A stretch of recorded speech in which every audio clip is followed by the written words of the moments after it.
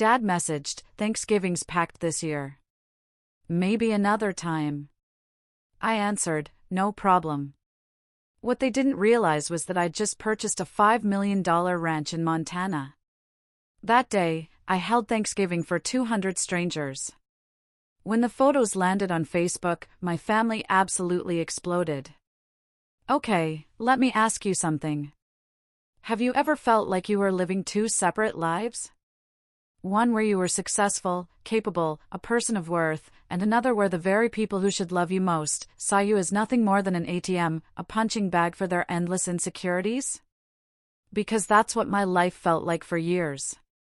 Then, one night, sitting across from my own father, I heard him sneer, "How does it feel being the most useless one here?" And my entire family, every single one of them, erupted in laughter. As if it was the funniest joke they'd ever heard. In that instant, something inside me snapped. Utterly, completely shattered. And the words just flew out, raw and unfiltered, words I didn't even know I had in me. "How does it feel knowing this useless one won't be paying your bills anymore?" That one moment, it changed everything. Growing up in the Thompson household was like walking on eggshells, every single day. My parents, Robert and Diane, had this uncanny knack for making me feel totally inadequate, no matter what I did. I'd bring home straight A's, and my dad would just glance at my report card, asking why I wasn't doing more extracurriculars, like normal kids. When I won the regional science fair in 8th grade, my mom sighed and said it was a shame I hadn't put that much effort into my appearance. It was this constant barrage of belittlement, a pattern that followed me straight through childhood and into my teens. My achievements were always minimized, while any perceived fault? Oh, that was magnified, put on display for everyone to see. Family gatherings? Those were prime time for their favorite routine, the disappointment show, starring their daughter, Natalie. Despite that crushing lack of emotional support, I pushed myself. I excelled academically. I was so determined to prove my worth, though it always felt like I could never reach the impossibly high bar they'd set. When I earned a full scholarship to a prestigious university for computer science, my father just grunted that I was lucky and anyone could get into college these days. My mother openly wondered why I hadn't chosen something more suitable for a woman. But college became my escape, my sanctuary. Away from their constant criticism, I truly thrived. I graduated at the top of my class, with multiple job offers from incredible tech companies. I chose Techsphere, a rapidly growing software company in the city, and quickly established myself. Within 3 years, I'd been promoted twice, leading my own development team at just 25 years old. My financial success came quickly, but with it, an unexpected, crushing burden. 6 months into my career, my father lost his job. My mother, who had never worked outside the home, called me in tears, terrified they might lose their house. Without a second thought, I offered to help.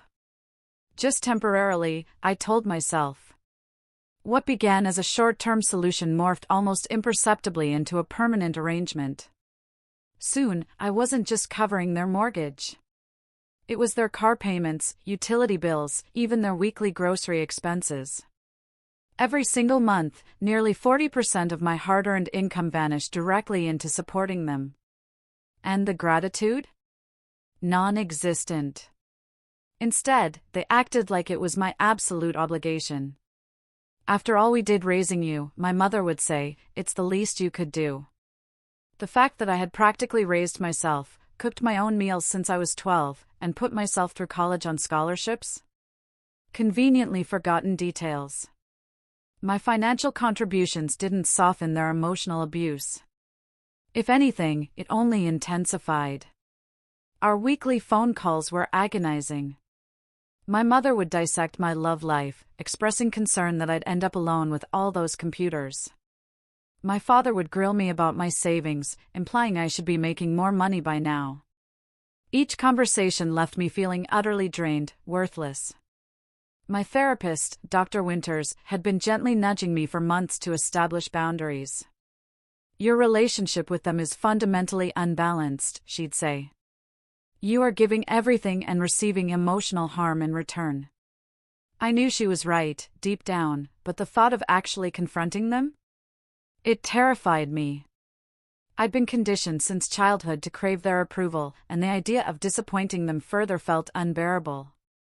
As months bled into years, my resentment simmered and grew right alongside my career success. I bought my own condominium, a modern one-bedroom in a great neighborhood, while still paying the mortgage on their three-bedroom suburban home. I drove a modest used car while financing my father's brand-new SUV. I meticulously budgeted my personal expenses while my mother shopped freely with the allowance I provided. The emotional toll became almost unbearable. I started having panic attacks before family gatherings. I'd make excuses to miss Sunday dinners, only to be bombarded with guilt-tripping texts and calls. "I guess your family isn't important enough for you anymore," my mother would sigh. "Now that you have your fancy job, you're too good for us," my father would add, twisting the knife. In the weeks leading up to that fateful dinner, the tension had been ratcheting up even further. My younger sister, Amanda, announced her engagement, and my parents, without a moment's hesitation, volunteered to host an extravagant engagement party, knowing full well I would be footing the bill. When I cautiously suggested something more modest, my mother accused me of being jealous of Amanda. My father called me selfish and reminded me that I owed them for all they had sacrificed for me. The breaking point was hurtling towards me faster than I could comprehend. Years of suppressed feelings were bubbling to the surface, and it would take just one more push for everything to overflow. The monthly family dinner was a tradition I had reluctantly established and funded for the past 3 years. Every first Friday, I'd reserve a table at a nice restaurant, and my entire family would gather to enjoy an evening of fine dining at my expense. These dinners typically cost me several $100s, but I justified the expense as the price of maintaining some semblance of family harmony. On this particular Friday in April, I had reserved a table at Lame, an upscale French restaurant downtown.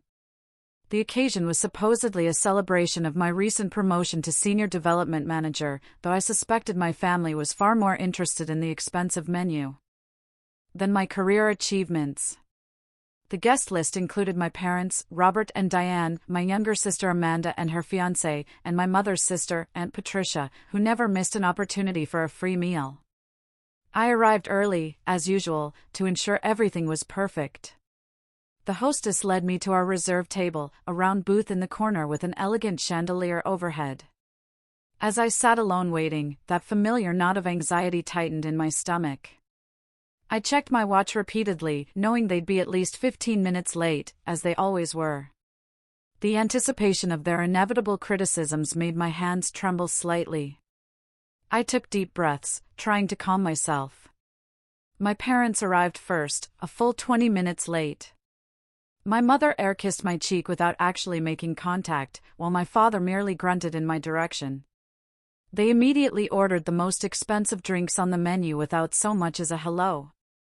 My mother complained about the parking situation, subtly implying I should have chosen a restaurant with valet service.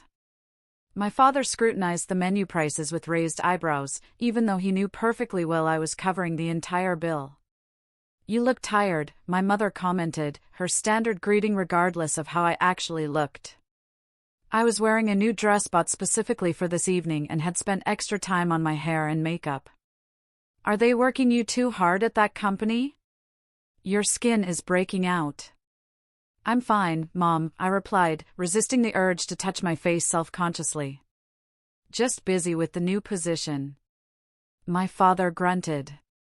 "They probably promoted you because they need more women in management. Companies do that nowadays for their image." Before I could even respond, the rest of the family arrived in a noisy cluster. Amanda instantly commanded attention, flashing her engagement ring dramatically. My brother Michael looked uncomfortable, as he often did at these gatherings, while his wife Sarah offered a polite, sympathetic smile. Aunt Patricia made a beeline for the wine list. Once everyone was seated and drinks were ordered, my mother, as always, seized control of the conversation. She launched into an elaborate description of Amanda's wedding plans. The engagement was barely a month old, but I noticed with a sinking feeling that the plans sounded incredibly expensive. I knew with absolute certainty who would be expected to contribute significantly. We're thinking a minimum of 200 guests, my mother announced grandly. And the Riverfront Gardens venue would be perfect, wouldn't it, Natalie? She looked at me pointedly. The Riverfront Gardens was one of the most exclusive, most expensive wedding venues in the city. I just nodded noncommittally, but my mother, of course, took this as agreement. Wonderful. I'll put down the deposit next week. They require $10,000 to hold the date. $10,000. The amount hung heavy in the air between us. Everyone at the table knew exactly who would be providing that money.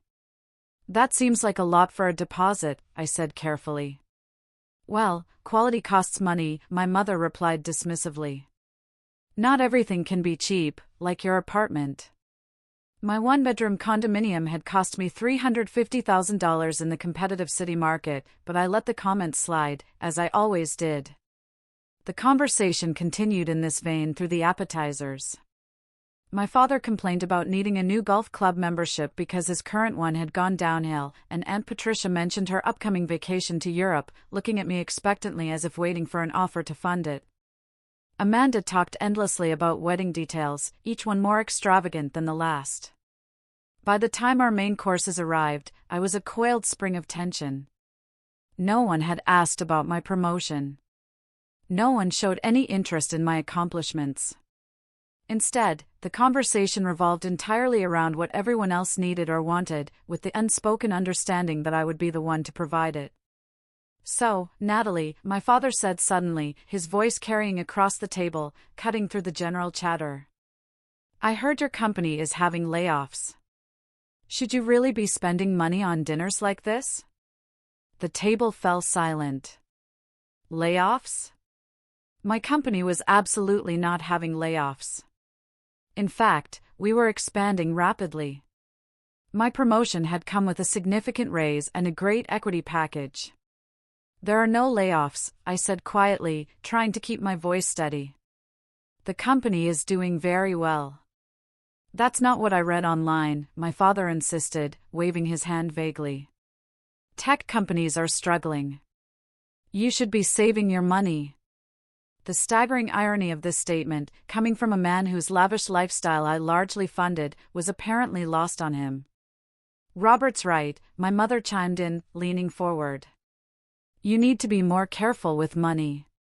You're not getting any younger, and no man wants a woman who can't manage her finances. My face burned. I manage my finances very well, I said, my voice strained. Really? My father scoffed.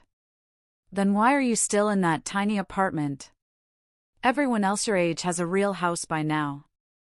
Everyone else my age isn't paying for 2 households. I wanted to scream, but I bit my tongue. Amanda, seizing the opportunity, smoothly transitioned into talking about the house she and Jackson were planning to buy after the wedding. We're looking at the Oak Ridge neighborhood, she gushed. The houses there start around $600,000. Lovely area, my mother approved. Natalie, maybe you could help them with the down payment as a wedding gift? 20% would be what? $120,000? That would be so generous of you. The sheer audacity of this suggestion left me momentarily speechless. I was already expected to pay for the wedding, and now a house down payment, too?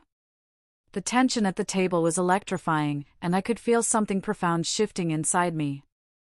Years of suppressed feelings were surging. I took a slow sip of water, trying to compose myself. Actually, I began, my voice a little louder than I intended. I've been thinking about buying a house myself. Maybe in Oak Ridge, too. The silence that followed was deafening. My family exchanged glances, clearly disturbed by the idea that I might spend my money on myself for once. Don't be ridiculous, my father finally said, a dismissive wave of his hand. You don't need a house. What would you do with all that space? It would be wasted on you. Besides, my mother added, you need to focus on helping Amanda right now. Her future is just beginning. And what about my future? I asked, surprising even myself with the question. My father laughed, a short, dismissive sound that cut through me like a knife. He looked around the table, encouraging others to join in his amusement at my expense. Your future? Come on, Natalie. Let's be realistic here. And then came the words that would change everything. Leaning forward with that familiar sneer, he asked loudly enough for nearby tables to hear, "How does it feel being the most useless one here?" Everyone laughed. My mother. My sister. My aunt. Even my brother Michael managed an uncomfortable chuckle. Only Sarah, my brother's wife, remained silent, eyes fixed on her plate. In that excruciating moment, something inside me didn't just break. It shattered. Or perhaps something was finally irrevocably fixed. The crushing weight of years of emotional abuse, of financial exploitation, it became utterly unbearable. I simply couldn't carry it anymore. The laughter around the table stretched into an eternity, my face burning with humiliation and a slow, righteous anger. In that suspended moment, memories flashed through my mind, the countless belittlements, the endless sacrifices, the money poured out, the emotional abuse endured, all in a desperate, futile hope of earning a love that never came. I looked at my father's smug expression, my mother's amused smile, my sister's gleeful face, and something crystallized within me. Clarity. Resolve. They replaced my usual paralyzing anxiety. Without planning to, without the careful filtering I typically applied to every word I spoke to my family, I responded. My voice was calm, steady, and chillingly clear. How does it feel knowing this useless one won't be paying your bills anymore? The laughter stopped. Abruptly. 5 shocked faces stared back at me, my words hanging in the air like an unexpected, undeniable truth. My father's expression shifted from amusement to confusion, then to pure, cold anger. What are you talking about? He demanded, his voice low and tense. Exactly what I said, I replied, still surprised by the steadiness in my voice. I am done. No more mortgage payments. No more car loans. No more utility bills. No more credit card payments. No more funding your lifestyle while you treat me like garbage. My mother's face went ashen. Natalie, you can't be serious. You're just being sensitive, as usual. I have never been more serious in my life, I asserted. For years, I've given you everything I could, financially and emotionally. And what have I gotten in return? Criticism, mockery, and disrespect. After everything we've done for you, my father began, his face reddening with fury. This is how you repay us? By making a scene in public? What exactly have you done for me? I asked, genuinely curious about what he believed his contributions had been. Did you pay for my education? No, I earned scholarships. Did you support my career choices? No, you belittled them. Did you even provide emotional support? No, you tore down every accomplishment. We gave you life, my mother cried hyperbolically. We raised you, fed you, clothed you. The bare minimum required by law, I noted, my voice unwavering. And I've been repaying that basic parental obligation 100-fold for years now. My father's strategy shifted from anger to intimidation, his specialty. You won't cut us off, he said with chilling certainty. You wouldn't dare. Watch me, I replied, pulling out my phone. In fact, let me show you how serious I am. I opened my banking app, and with a few taps, canceled the automatic mortgage payment scheduled for the following Monday. There. That's the last mortgage payment you will ever receive from me. My mother gasped. Natalie, that payment is due next week. How will we pay it? The same way other adults do, I told her. With your own money, from your own jobs. You know your father hasn't been able to find suitable work, my mother protested. He hasn't been looking, I corrected her. Why would he, when he has me as his personal ATM? My sister Amanda, seeing the flow of easy money potentially drying up right before her expensive wedding, decided to intervene. Natalie, you're being cruel. Mom and Dad have always supported you. And what about my wedding? You promised. I never promised to pay for your wedding, I said calmly. That was decided for me, not by me. Just like everything else. Then my brother Michael, who had remained silent until now, spoke up, surprisingly. She has a point. You know, Natalie has been supporting everyone for years, and no one ever thanks her. Instead, you all just demand more. I looked at Michael, surprised and grateful. It was the first time he had ever defended me against our parents. My father immediately turned his anger towards Michael. Stay out of this. This is between us and your sister. No, Michael said firmly. This involves all of us and the way we've been taking advantage of Natalie. My mother, seeing her control slipping, resorted to her most effective tactic, tears. Her eyes welled up on command, and she delicately dabbed at them with her napkin. I can't believe my own daughter would do this to us. After all the sacrifices we made. What sacrifices, Mom? I interrupted, cutting her off. Name one significant sacrifice you've made for me in the last 10 years. She couldn't answer, instead turning to my aunt for support. Patricia, can you believe how she's speaking to us? Aunt Patricia, who had been quietly calculating how this development might affect her own financial interests, chose her words carefully. Perhaps we should all calm down and discuss this privately, not in a restaurant. There's nothing to discuss, I stated. I have made my decision. I will not be financially supporting any of you anymore. My father slammed his hand on the table, causing the glasses to jump and several nearby diners to turn and stare. You listen to me, young lady. You have obligations to this family. You can't just walk away. Actually, I can, I said, gathering my purse and standing up. I have no legal obligation to support capable adults who choose not to support themselves.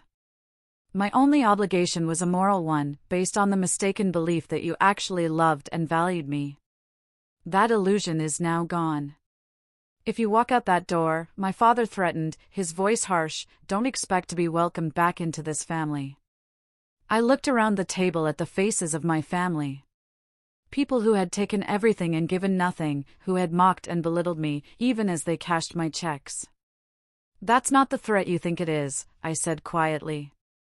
Being excluded from this toxic dynamic sounds more like a reward than a punishment. With those words, I walked away from the table, feeling both terrified and strangely liberated. As I passed the hostess stand, I paused to pay for the meals that had already been served, and apologized for the disturbance.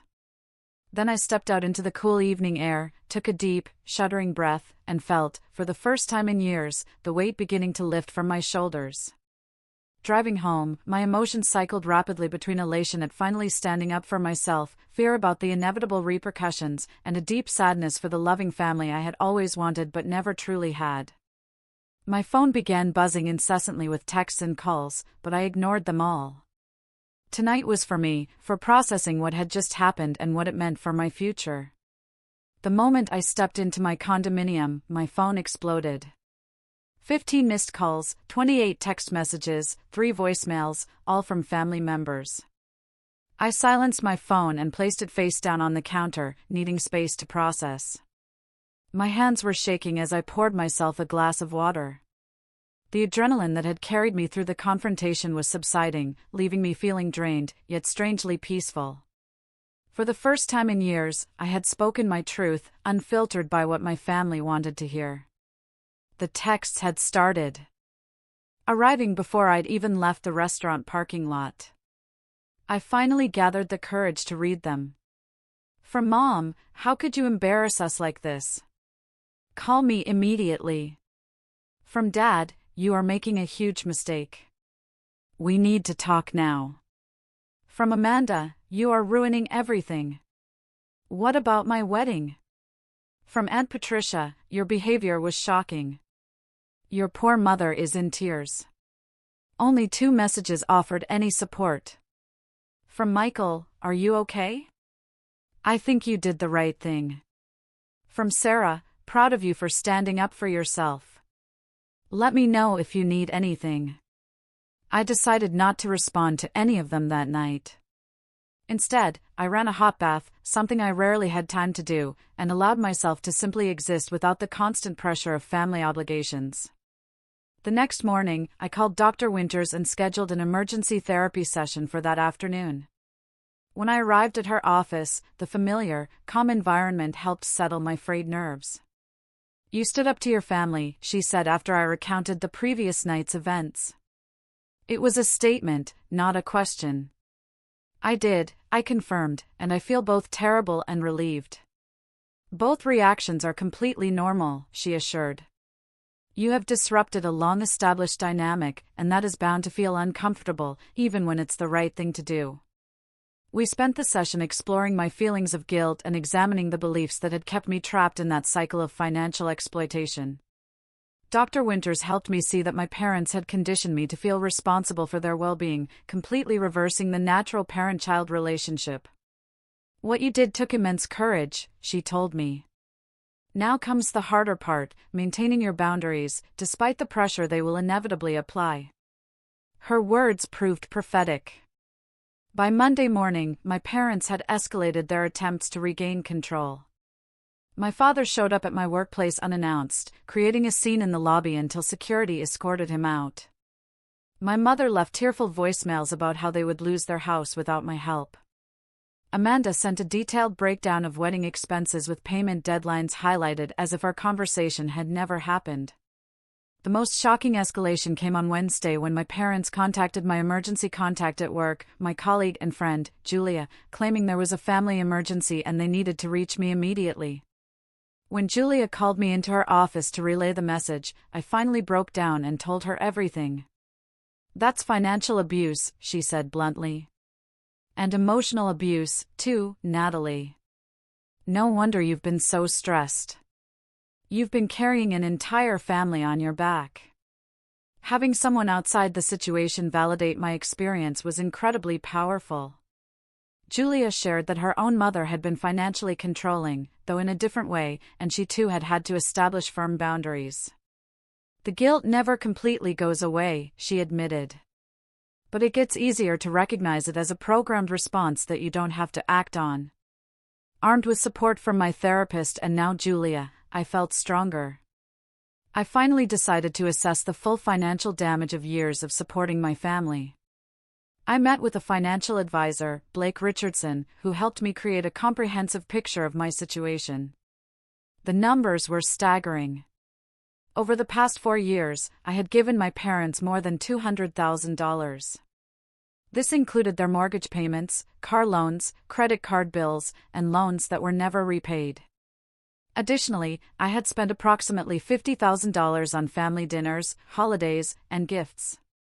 If I had invested that money instead, Blake calculated, I would have had enough for a substantial down payment on a house in any neighborhood I desired, plus a healthy retirement fund.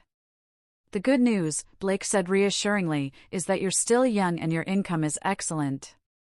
Now that you're not supporting multiple households, you can quickly rebuild your savings." We created a new financial plan focused on my goals rather than my family's demands. For the first time, I allowed myself to envision a future based on my own dreams, a comfortable home of my own, travel experiences I had always postponed, and eventually, financial independence. 2 weeks after the restaurant confrontation, I received an unexpected piece of mail. It was a bank statement for a credit card I didn't recognize, showing a balance of $22,000. Upon closer inspection, I realized with horror that it was a credit card in my name, but I had never applied for it or used it. I immediately called the credit card company and discovered that the card had been opened 3 years ago using my social security number and personal information. The address on the account was my parents' house. The customer service representative informed me that regular payments had been made until recently when 2 payments had been missed. The revelation that my parents had committed identity theft left me reeling. I pulled my credit report and found 2 additional credit cards and a personal loan, all in my name, but clearly used by my parents.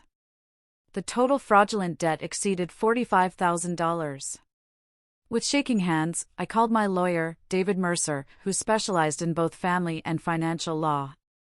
He confirmed what I suspected: my parents' actions constituted identity theft and fraud, serious crimes that could result in criminal charges. You have two options, David explained.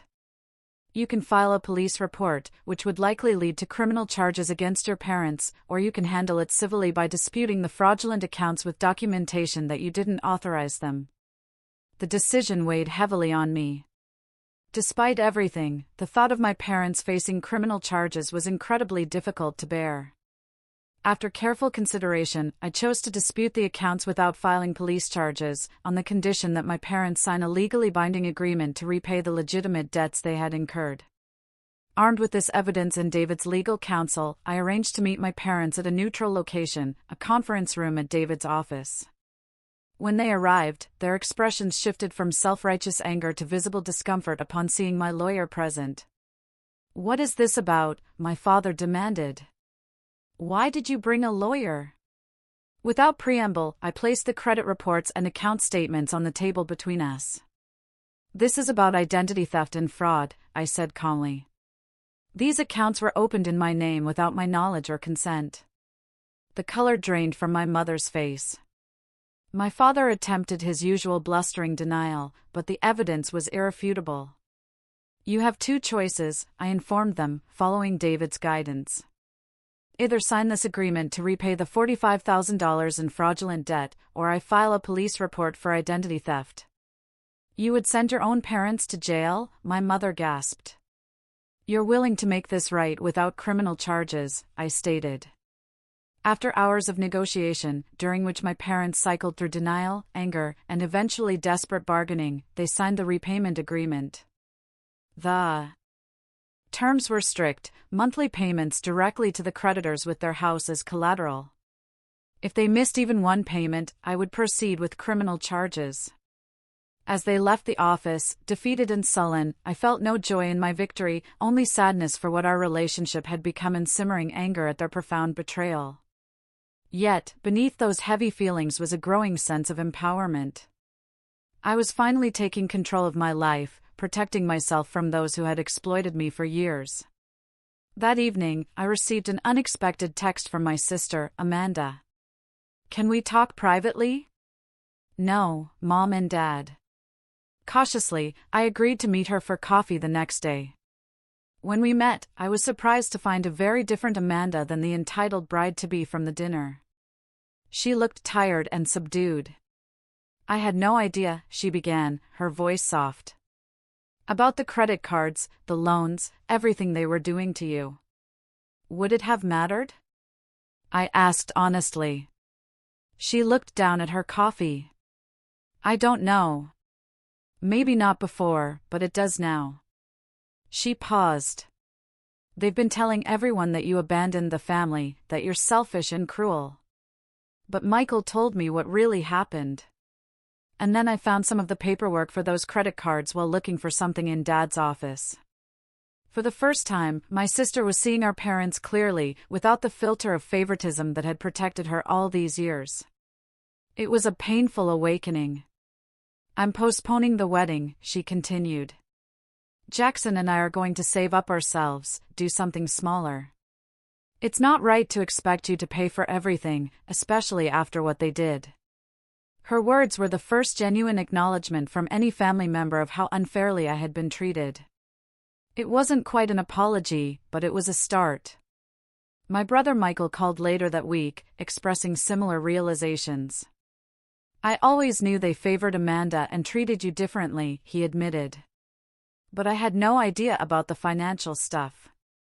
Sarah has been telling me for years that something wasn't right about how they expected you to support them, but I didn't want to see it."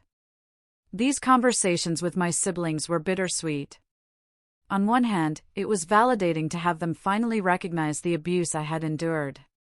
On the other hand, it highlighted how long they had been willing to benefit from my exploitation without questioning it. As the weeks passed, the full extent of the fallout from my decision became painfully apparent. My parents, desperate to maintain their lifestyle without my financial support, began spreading increasingly malicious lies about me to extended family and their social circle. According to them, I had suffered some kind of mental breakdown, fallen under the influence of bad people at work, or was selfishly hoarding money while they faced destitution. Most painfully, they told my grandmother, who lived in another state and with whom I had always been close, that I had cut them off without reason and refused to speak to them, despite their loving attempts to reconcile. When my grandmother called me, concerned and confused, I had to gently explain the reality of the situation, including the identity theft. Her shock and subsequent anger toward my parents was yet another painful ripple effect of their actions. I always thought Robert was too controlling with money, she told me, her voice trembling. But I never imagined he would steal from his own daughter. Your grandfather would be appalled. The family divide deepened as relatives began taking sides. My father's brothers rallied around him, leaving unpleasant messages about family loyalty and duty. My mother's younger sister, however, who had always been more independent than my mother, reached out to offer support. Your mother has always been jealous of anyone who can stand on their own 2 feet, she confided. She resented me for starting my own business instead of relying on a husband or children. I'm not surprised she resents your success, too. This insight into my mother's psychology was illuminating, but it did little to ease the pain of her betrayal. I had always believed that beneath her criticism was love and pride in my accomplishments. Now I had to face the possibility that her feelings toward me were far more complicated and perhaps darker than I had allowed myself to see. The financial revelations continued as I worked with my lawyer and financial advisor to untangle the web of exploitation. Beyond the fraudulent accounts in my name, I discovered that my parents had been using my financial information in other ways. They had listed me as a guarantor on their home equity line of credit without my knowledge. They had used my address for tax purposes to claim certain deductions. They had even attempted to access my retirement accounts by claiming to be me over the phone, though thankfully the financial institution's security measures had prevented this. Each discovery felt like a fresh betrayal, reopening wounds I was desperately trying to heal. Dr. Winters helped me process these revelations not as new injuries, but as confirmation that I had made the right decision to protect myself. They are showing you exactly who they are, she said during one particularly difficult session after I learned about the home equity line. Believe them. My meeting with Blake, my financial advisor, took on new urgency as we worked to secure my financial information and prevent further fraud. We froze my credit, changed all my accounts and passwords, and set up monitoring services to alert me to any suspicious activity. Unfortunately, this kind of financial abuse within families is more common than people realize, Blake told me. The betrayal of trust just makes it particularly devastating. We calculated that in addition to the more than $200,000 I had knowingly given my parents, they had fraudulently obtained or committed me to approximately $70,000 in additional obligations. The total impact on my financial health approached $300,000, not counting the lost opportunity cost of investments I could have made. Despite this staggering sum, Blake assured me that my situation was far from hopeless. You have an excellent income, and now that you're not supporting multiple households, you can rebuild quickly. Within 2 years, you could be in a better financial position than most people your age. This perspective helped me focus on the future rather than dwelling on what had been taken from me. I committed to a strict financial recovery plan, cutting unnecessary expenses and maximizing my retirement contributions. For the first time, I was saving and investing for myself, not to create a safety net for others. 3 months after the confrontation at the restaurant, I received an email from my father. The subject line read reconciliation, but the content revealed a very different purpose. After a brief and obviously insincere apology for anything they might have done to hurt me, the email got to its real point. They were facing foreclosure on their house and needed my help one last time. The old me would have immediately responded with an offer of assistance, sacrificing my own financial health to rescue them yet again. The new me, strengthened by therapy and supported by genuine friends, recognized the manipulation for what it was. I forwarded the email to David, my lawyer, who confirmed that under our agreement, my parents were required to sell their house to pay off the fraudulent debts before facing foreclosure. They're trying to circumvent the legal agreement, David explained. If they contact you again about financial matters, direct them to me. I sent a brief, factual response referring them to the signed agreement and David's contact information. Within hours, my mother called, crying hysterically about becoming homeless. When I calmly reiterated that they needed to speak with my lawyer, her tears dried up instantly, replaced by cold fury. "You always were a selfish child," she hissed. "After everything we did for you, this is how you repay us? By sicking lawyers on your own parents." "I'm enforcing an agreement you signed after committing fraud in my name," I replied, surprised by my own steadiness. "That's not selfish. It's self-preservation." "We are your parents," she shouted, as if this relationship entitled them to commit crimes against me without consequences. "Yes, you are," I acknowledged. "And that makes your betrayal even worse." I ended the call and immediately contacted Dr. Winters, who helped me work through the renewed guilt and doubt my mother's call had triggered. "They are using the parent card as a weapon," she observed. "But being parents gave them responsibilities toward you, not unlimited rights to exploit you." Meanwhile, my brother Michael revealed that our parents had been pressuring him to talk sense into me and convince me to help them keep their house. They had also approached my sister Amanda with the same request, suggesting that if she could persuade me to rescue them financially, they would help with her wedding after all. "They're trying to use us against each other," Michael said disgustedly. "They haven't changed at all." The most surprising development came when Jackson, Amanda's fiancé, contacted me directly. We had never been particularly close, but he wanted to meet for coffee to discuss something important. When we met, he seemed nervous but determined. "I need to tell you something about your parents," he began.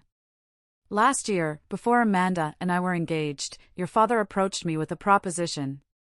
He suggested that if I married Amanda, the family would benefit financially because you would pay for everything." I stared at him, stunned by this revelation. "What?" Jackson nodded uncomfortably. "He implied that marrying into your family was a good move because you were the cash cow who would ensure everyone was taken care of." I was horrified, but Amanda assured me it wasn't like that you were just generous with family. The calculated nature of my father's thinking, the way he had viewed me not as a daughter, but as a resource to be exploited and even used as a bargaining chip in others' relationships, left me speechless. "I wanted you to know," Jackson continued, "because Amanda and I are trying to build an honest relationship, and keeping this secret felt wrong. Plus, after what they did with those credit cards," he shook his head, "you deserve to know the truth."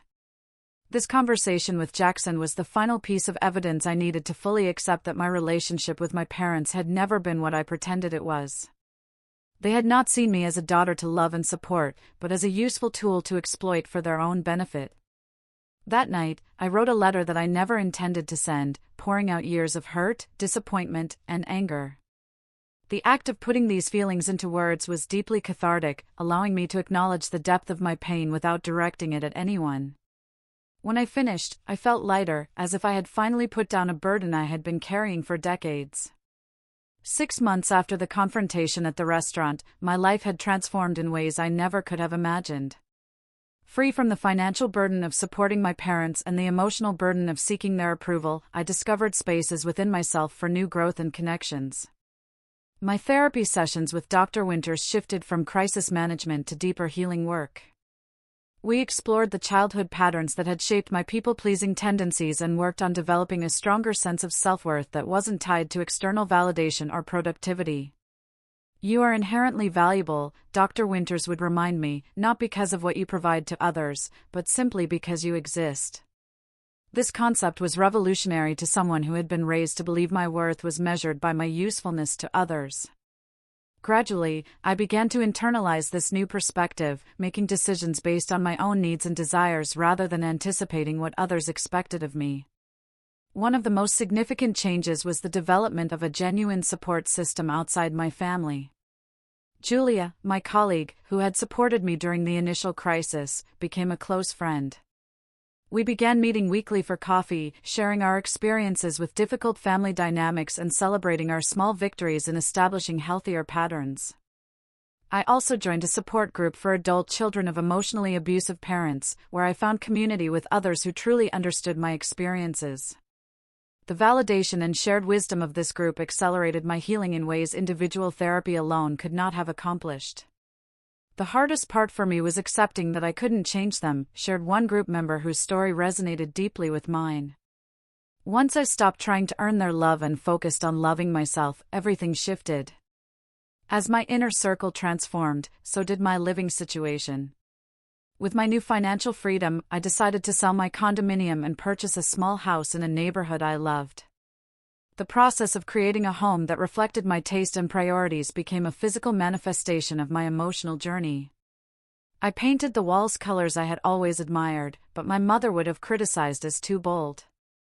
I arranged furniture for comfort and function rather than appearance. I planted a garden in the small backyard, finding unexpected peace in nurturing growing things. My parents, meanwhile, were forced to downsize significantly after selling their house to comply with our legal agreement. They moved into a 2-bedroom apartment, and for the first time in decades, my father began actively looking for employment. According to Michael, who maintained limited contact with them, the transition was difficult and frequently blamed on me. Dad complains constantly about having to work at his age, Michael reported after a brief visit to their new apartment. Mom keeps saying they wouldn't be in this situation if their daughter hadn't abandoned them. Though these reports still stun, the pain was duller now, more a sad acknowledgement of what could never be than an acute wound. I maintained my boundaries, firmly redirecting any direct contact about financial matters to my lawyer and limiting other communication to brief, factual exchanges when necessary. As the months passed, my parents made several attempts at reconciliation. Though their definition of making amends never included genuine accountability for their actions or behaviors, each attempt followed a predictable pattern: initial warmth and vague apologies, followed by subtle hints about their financial difficulties, culminating in direct requests for assistance when the earlier approaches failed. Dr. Winters helped me recognize these patterns and respond appropriately, acknowledging any genuine effort at connection while firmly maintaining my boundaries around financial support. They need to experience the natural consequences of their actions, she reminded me. That is how real change happens, if it is going to happen at all. The approaching holiday season presented a new challenge. Thanksgiving had always been spent at my parents' house, with me providing the food and often the cooking as well, while enduring criticism about everything from the moistness of the turkey to my personal life choices. This year would be different. After careful consideration, I declined my parents' invitation, which had come with guilt-inducing references to possibly our last Thanksgiving in this apartment if things don't improve. Instead, I accepted Julia's invitation to join her family celebration. The contrast was illuminating. Julia's family welcomed me warmly, engaged me in genuine conversation, expressed interest in my life without judgment, and thanked me sincerely for the pie I had contributed. There were no backhanded compliments, no thinly veiled criticisms, no tensions simmering beneath forced politeness. "Is it always like this?" I asked Julia quietly as we helped clean up after dinner. "Like what?" she asked, genuinely confused. "So pleasant, so free of drama and guilt." Julia laughed, then grew serious when she realized I wasn't joking. "Not every family gathering is perfect, but yes, generally it is like this. This is what family is supposed to feel like, Natalie." Her words stayed with me long after the holiday. This is what family is supposed to feel like, not an obligation or a source of stress, but a genuine source of support and belonging. As Christmas approached, I made another significant decision. Rather than participating in the usual family gift exchange, which had always involved me giving expensive presents and receiving token items in return, I decided to redirect my holiday budget. I made donations to organizations supporting victims of financial abuse and children from disadvantaged backgrounds, causes that had become personally meaningful to me. I also created new traditions for myself, attending a holiday concert with Julia and her husband, volunteering at a community dinner, and hosting a small gathering for friends on Christmas Eve. My brother Michael and his wife Sarah joined us, bringing a homemade dish and simple, thoughtful gifts. Amanda and Jackson stopped by briefly, still navigating their own complicated feelings about our family dynamics. They had postponed their wedding indefinitely, choosing instead to save for a house and build their relationship on a more solid foundation before making that commitment. Your standing up to Mom and Dad made me realize I was rushing into marriage partly because it was what they expected, Amanda confided as we shared a quiet moment in the kitchen. I'm trying to figure out what I actually want, not what will please them or solve their problems. It was the most honest conversation we had ever had. An unexpected gift, more valuable than any wrapped present. The new year brought another surprising development. I received a job offer from a competing tech company with a significant salary increase and more leadership responsibility.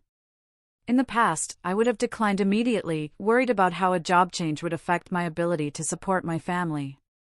Now, I was free to consider the opportunity based solely on my own career goals and interests.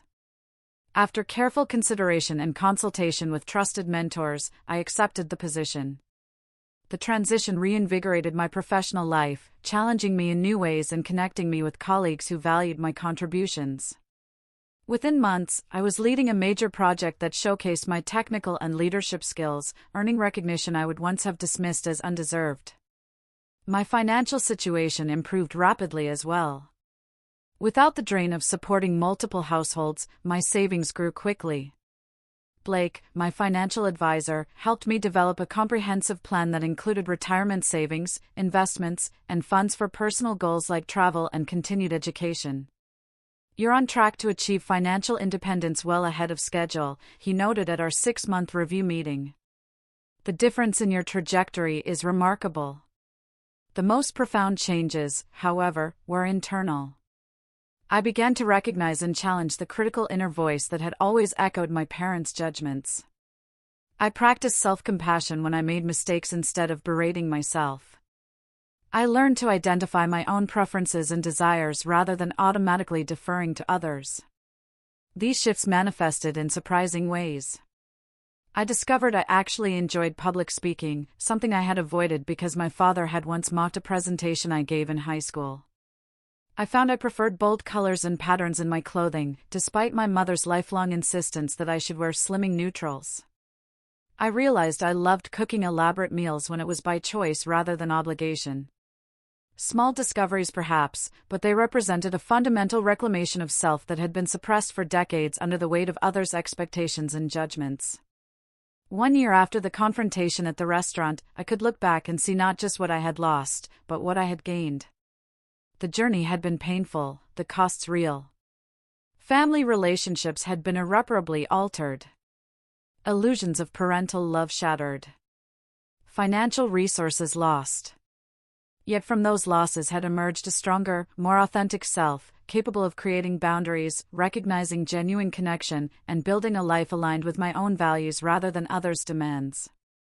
Exactly 1 year after the dinner that changed everything, I sat in my garden, reflecting on the journey. The spring flowers were blooming, a visual reminder of growth and renewal after a difficult winter. My new home, a modest but charming 2-bedroom house with a yard, represented more than just a physical space. It was a sanctuary I had created for myself, free from the influence and expectations of others. My relationship with my parents had settled into a carefully structured pattern.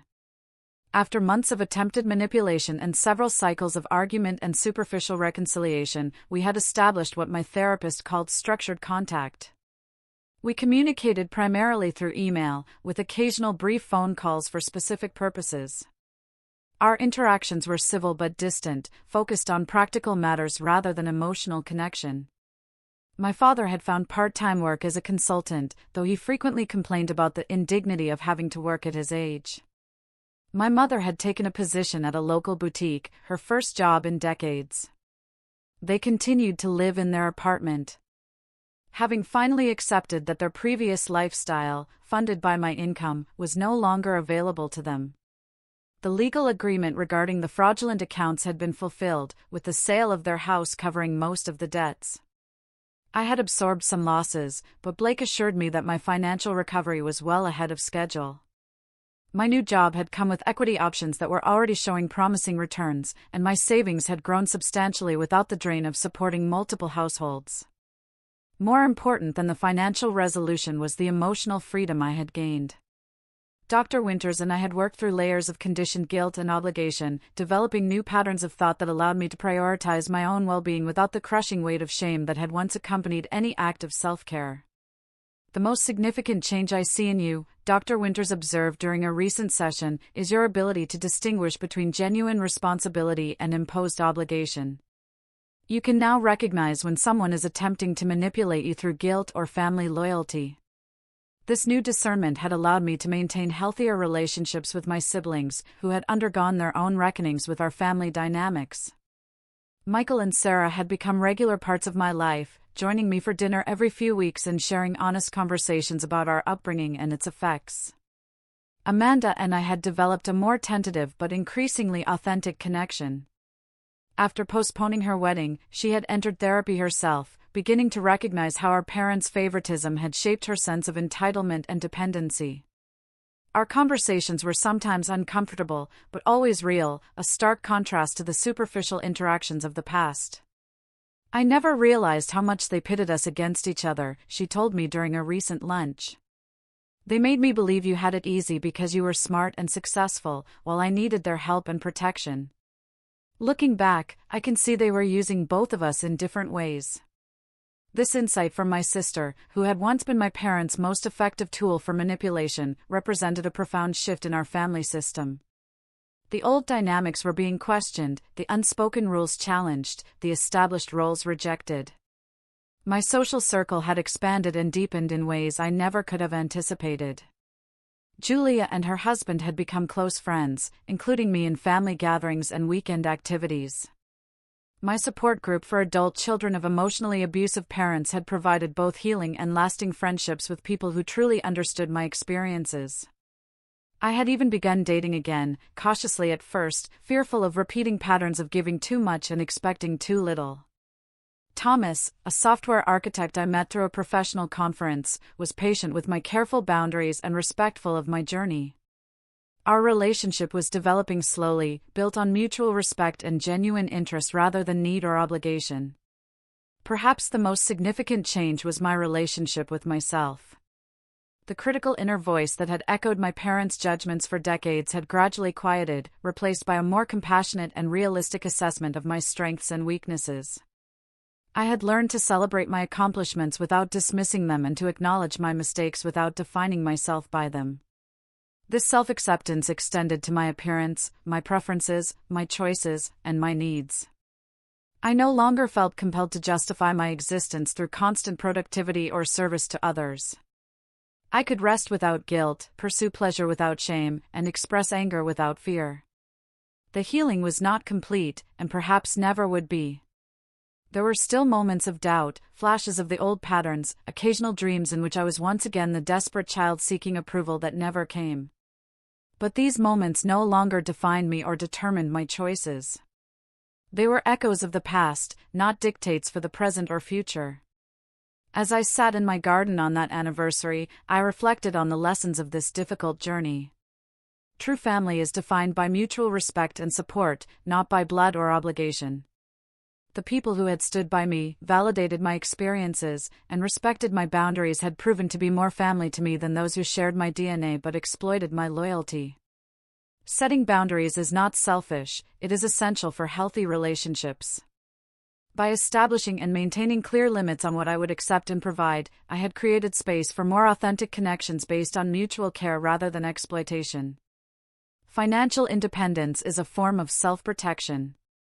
By securing my own resources and ensuring they were used according to my values and priorities, I had gained freedom from manipulation and control. Healing requires both separation and connection. Distancing myself from toxic relationships had been necessary, but equally important was building new, healthier relationships that demonstrated what genuine care and respect looked like. Self-worth is inherent, not earned through service or sacrifice.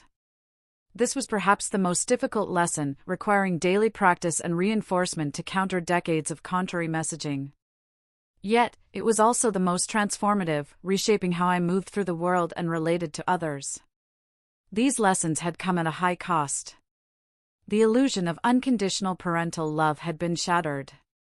Family relationships were permanently altered. Years of financial resources were lost. Yet, what I had gained was far more valuable: authentic self-knowledge, genuine connections, and the freedom to create a life aligned with my own values rather than others' expectations. As the sun began to set, casting long shadows across my garden, I felt a deep sense of peace. The journey was not over, but the hardest part was behind me.